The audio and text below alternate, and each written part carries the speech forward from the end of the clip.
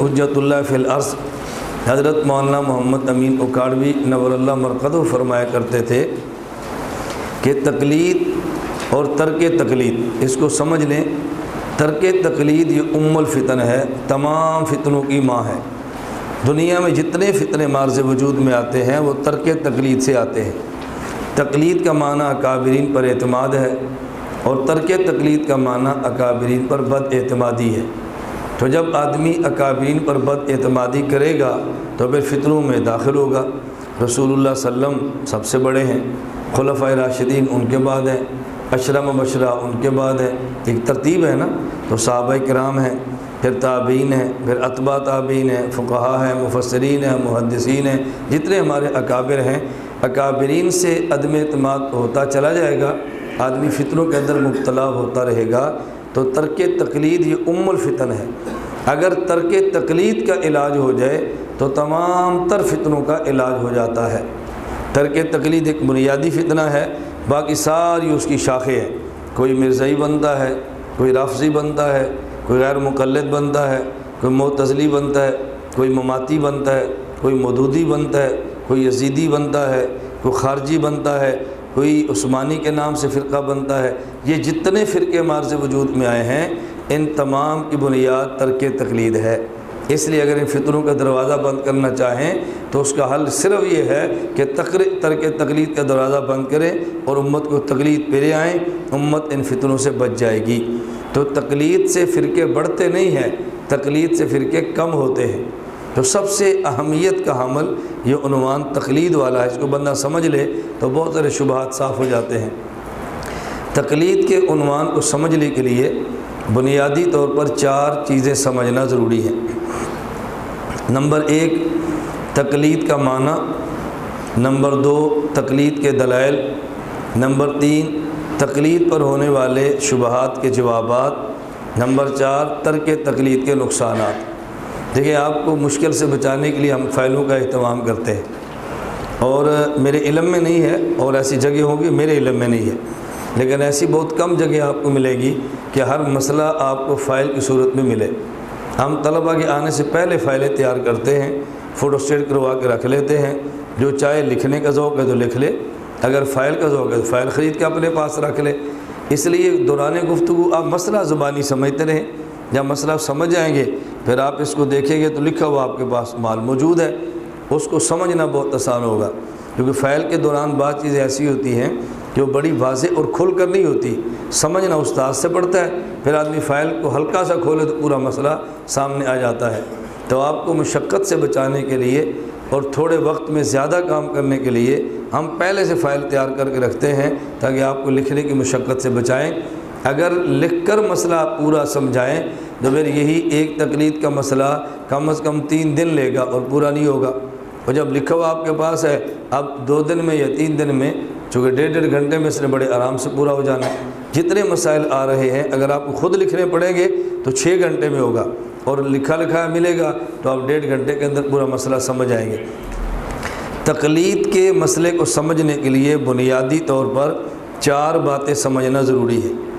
Number 1 تقلید کا معنی، نمبر 2 تقلید کے دلائل، نمبر 3 تقلید پر ہونے والے شبہات کے جوابات، نمبر 4 ترک تقلید کے نقصانات۔ بس 4 چیزیں سمجھا لیں، تقلید کا پورا مسئلہ انشاءاللہ آپ کے پاس ہوگا۔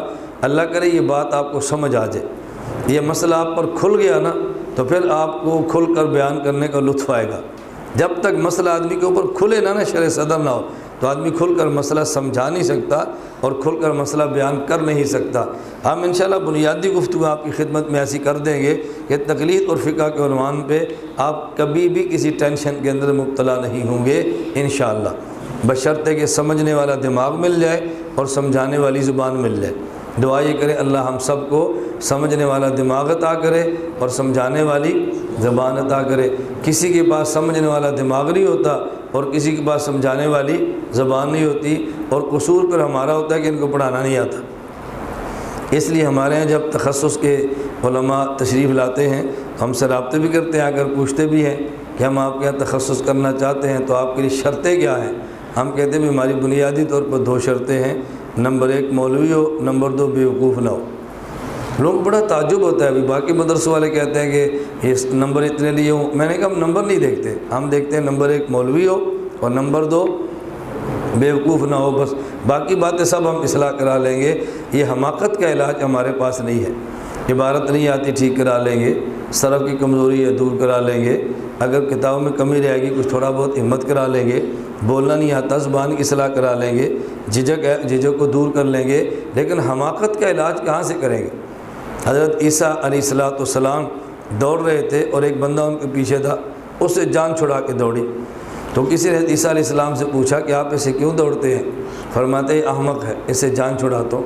تو کسی بندے نے کہا جی آپ تو مسیحا ہیں، آپ ہاتھ لگائیں، آپ کو مرض اللہ بیماری کو شفا دیتے ہیں، آپ اس پر ہاتھ لگاؤ تاکہ بیچارہ ٹھیک ہو جائے۔ فرمانے لگے میں امراض کا علاج کرتا ہوں، عذاب کو دور نہیں کرتا۔ حماقت بیماری نہیں ہے، حماقت خدائی عذاب ہے، تو میں عذاب سے دوڑ رہا ہوں، یہ میرے بس میں نہیں ہے۔ تو اس لیے ہم کہتے ہیں کہ نمبر 1 بندہ مولوی ہو اور نمبر 2 سمجھدار۔ تو دماغ بھی چاہیے اور زبان بھی چاہیے، دماغ آپ لے کر آئیں، زبان ہم دیں گے، آپ دیکھنا انشاءاللہ پوری دنیا میں آپ کو کام کرنے کا لطف کتنا آتا ہے۔ اللہ ہم سب کو یہ نعمت عطا فرمائے۔ تقلید کے حوالے سے میں نے گزارش کی ہے کہ 4 باتیں ذہن میں رکھ لیں۔ نمبر 1 تقلید کا معنی، نمبر 2 تقلید کے دلائل، نمبر 3 تقلید پر ہونے والے شبہات کے جوابات، نمبر 4 ترک تقلید کے نقصانات۔ اس سے پہلے 1-2 بات ذرا اچھی طرح سمجھ لیں کہ ہم تقلید پر زور اتنا کیوں دیتے ہیں اور اتنی گفتگو کیوں کرتے ہیں۔ بنیادی وجہ یہ ہے کہ جتنے ہمارے اختلافات ہیں اس کی بنیاد تقلید ہے۔ اگر غیر مقلد تقلید پر آ جائے تو باقی مسائل پر بحث از خود ختم ہو جائے گی، باقی مسائل پر بحث از خود ختم ہو جائے گی۔ بحث اس لیے شروع ہوتی ہے کہ وہ تقلید وہ کرتا نہیں ہے اور آپ ان کو دوسرے مسائل پہ بات شروع کر دیتے ہیں۔ بنیادی چیز تقلید ہے، آدمی تقلید پر آ جائے باقی اختلافی مسائل پہ بحث ختم ہو جاتی ہے۔ آپ اس سے ایک چھوٹی سی مثال سمجھ لیں، حضرت امام مالک، حضرت امام شافعی، حضرت امام احمد بن حنبل نور اللہ مراقدہم، آپ دیکھ لیں ان کے متبعین اور مقلدین سے کبھی ان مسائل پہ مناظرہ نہیں ہوتے جن مسائل پہ غیر مقلدین سے ہوتے۔